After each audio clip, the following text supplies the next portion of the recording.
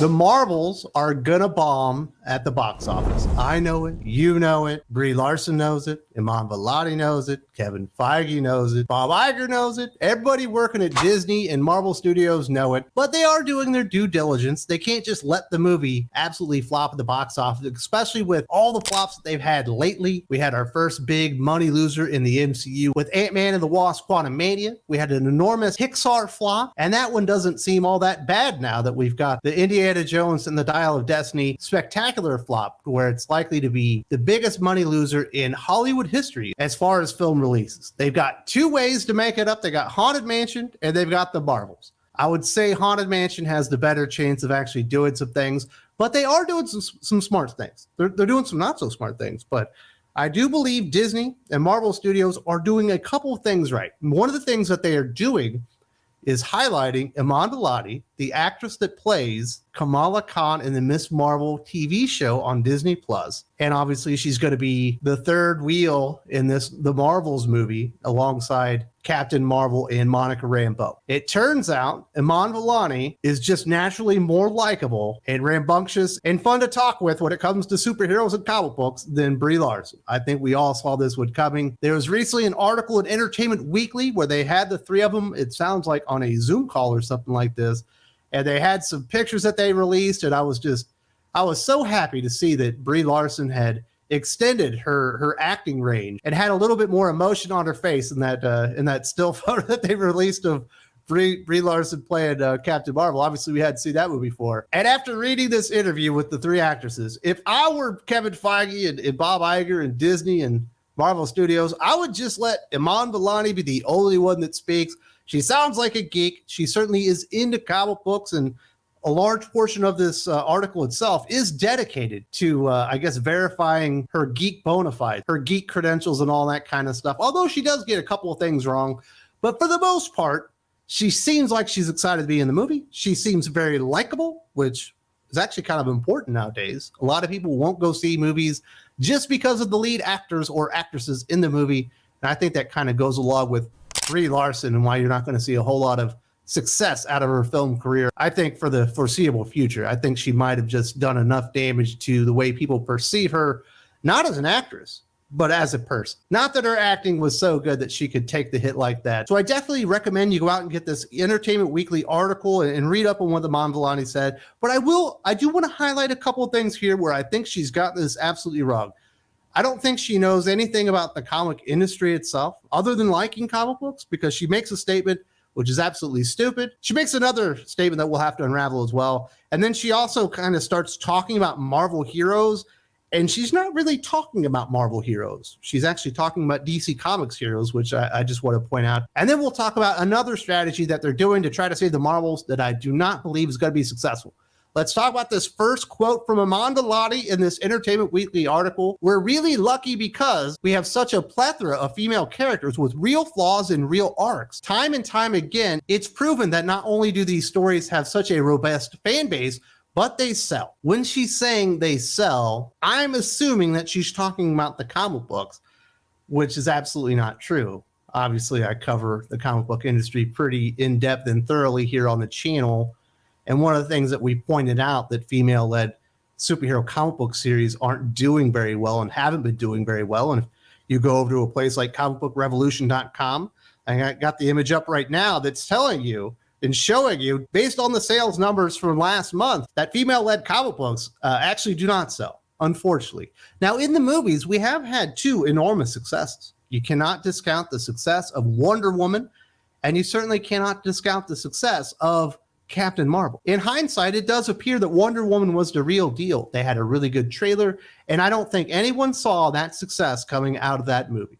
And a lot of people liked it. I liked the movie. I think there are some real flaws to it, but for the most part, that Wonder Woman movie is actually pretty good. Captain Marvel actually went over $1 billion, so it was more successful than Wonder Woman, but I don't think we can say that one was the real deal. It was actually propped up by the two Avengers movies, Infinity War and Endgame. It actually came right in the middle, and we were told, if you don't watch this Captain Marvel movie, you won't even know what's going on in the end chapter. So a lot of people decided to trust Marvel because Marvel had a lot of that at the time. I think they pretty much wasted all of that.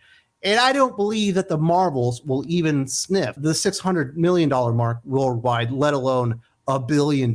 It's absolutely not going to happen. And when she says they have such a plethora of female characters and they have real flaws and real arcs, that's like the real problem with modern day female superheroes, especially in comic books, but you see it in entertainment as well.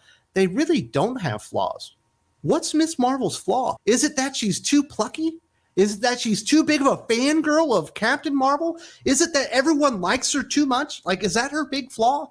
Because I don't really see a single flaw on that character, and you don't really get any arcs other than other characters outside of Miss Marvel being introduced to her, likely at a dinner table, but hopefully in an adventure setting, and then realizing how amazing she is. And that's not really a great character arc, and I think we're seeing a lot of those flaws as far as storytelling and the character development really seep into the big screen. Captain Marvel would be an enormous example of that. Rey would be a really good example of that.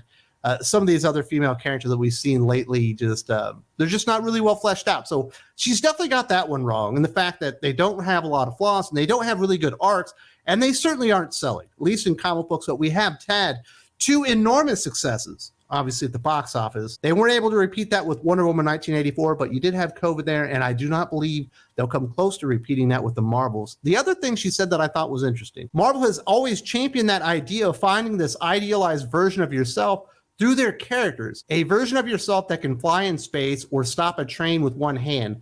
I think that aspiration to be greater than what you are is such a universal feeling, regardless of gender identity. I hope people recognize that and find ways with all of our characters. First up, good job in using gender identity in a sentence as a way to turn people off. But I don't really think Marvel characters have ever been like, you're supposed to see yourself in the character. Certainly you can relate to some of the characters, and you can certainly relate to some of their journeys and stuff like that. But I don't think you're supposed to be like, man, I could be Wolverine popping my claws and cutting people's heads off, or I could be Punisher blowing holes in the unrighteous left and right, or maybe I could be Tony Stark and I could be a billionaire and an alcoholic and just be real selfish and all that stuff, or I could be Peter Parker and just be late all the time, not be able to handle my own responsibilities and stuff like that. I don't understand why everyone wants to see themselves in the heroes. There are going to be aspects of the heroes that you could kind of see in yourself and you can relate to, and some of their struggles. I think that's the thing that you really relate to the most. It's not going to be like your surface traits. It's not going to be, your sexuality, gender, and stuff like that. But it's where the character actually struggles and where they actually have to overcome adversity.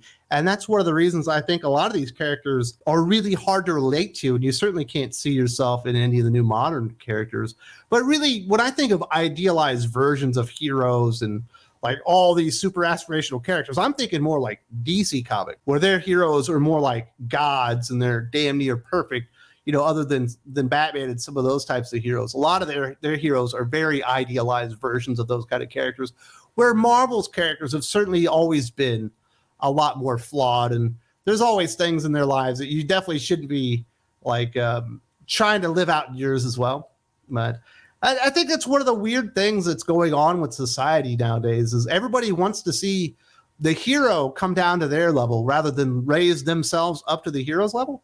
And I think that's one of the reasons that we've lost all this great escapism, and one of the reasons that comic books and just entertainment in general are failing across the board, because all these great heroes are just being destroyed so they can be, schlubs like you and I. Nobody wants to see Western thinking critical in a damn movie. I certainly wouldn't be a good hero. I'd be like, I don't know, man. That looks dangerous. I don't know if I want to do that. But never mind. The last thing that they're doing is they are going to be releasing some episodes, or I guess all the episodes, on television. I think we're going to be seeing more of this. There's certainly a reason that Miss Marvel is going to be the first Disney Plus MCU show that we're going to see on the small screen. TV Line reports that Miss Marvel, which previously debuted on Disney Plus last summer, is coming to ABC in August. All 6 episodes of the Marvel Studios series will be presented, marking the first time one of Marvel's shows that previously debuted on Disney Plus will be aired on broadcast television. The TV Line article speculates that this could be the first of many streaming titles to be aired on television in the coming months as a direct result of the SAG-AFTRA and WGA strike. With the strikes affecting various productions, networks may be looking to help find some airtime in the fall shows where they'll be missing some content.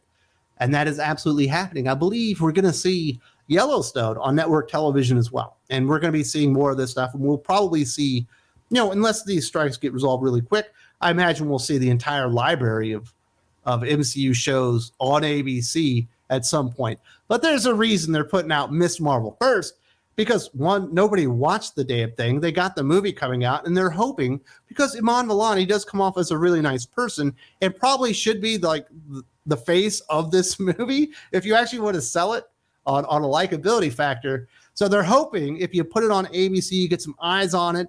Maybe people weren't interested in it, but they haven't seen it, and everything's reruns. And it turns out she's got some real charisma.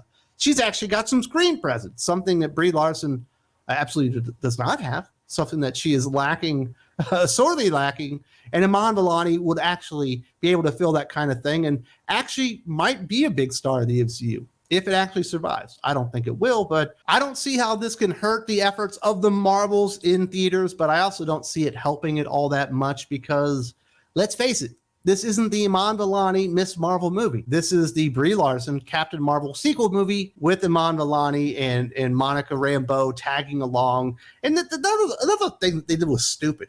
So much of this movie is being driven by the MCU on Disney Plus. All the Miss Marvel stuff, if you haven't seen that damn show on Disney Plus, you're not even know where she came from. The Monica Rambeau stuff was like in WandaVision. And then a lot of the aspects that are going to be affecting Carol Danvers, Captain Marvel in the Marvels, apparently is coming out of Secret Invasions. Stop making all the stuff on streaming dictate what's happening on the big screen.